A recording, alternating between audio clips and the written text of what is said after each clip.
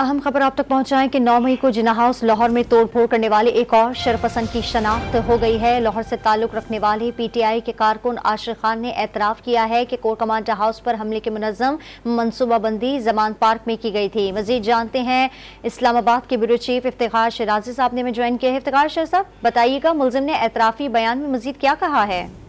जी बिल्कुल, जैसे कि आपने बताया कि आशिर खान नाम इनका बताया जा रहा है और इनकी वीडियो भी अब मंजर आम पे आई है।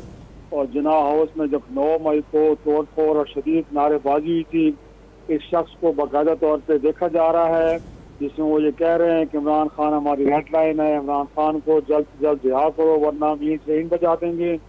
साथ में शर्त पसंदों ने जो पीटीआई की क्यादत है उन लोगों को भी उकसाया, उनसे कहा कि जिन्ना हाउस की तरफ गामजन हो और उस पर हमला कर दें। मुलजिम अपने शर्मनाक इतराफी बयान में जो कहा है उसमें यह कहा कि जब 9 मई को इमरान खान की गिरफ्तारी अमल में लाई गई तो जमान पार्क में ये पहले से तयशुदा था कि अगर इमरान खान को गिरफ्तार किया जाता है तो फिर लोग जिन्ना हाउस पर हमला कर देंगे। उन्होंने कहा कि हमला करने की हिदायत हमें जमान पार्क में पहले से मिलती रही है, क्योंकि जब से खान की हुकूमत गई है तब से पाक फौज के खिलाफ हमारी जो जहन साजी है वो की जा रही थी और हमारे जहन फौज के खिलाफ नफरत से भरे जा रहे थे। ये इतराफी बयान है और उन्होंने ये भी कहा है कि हमारे जहनों को फौज से नफरत की तरफ मोड़ा गया।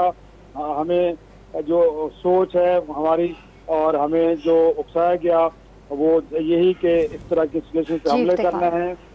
जी जी, बहुत शुक्रिया आपका इफ्तिखार शिराजी।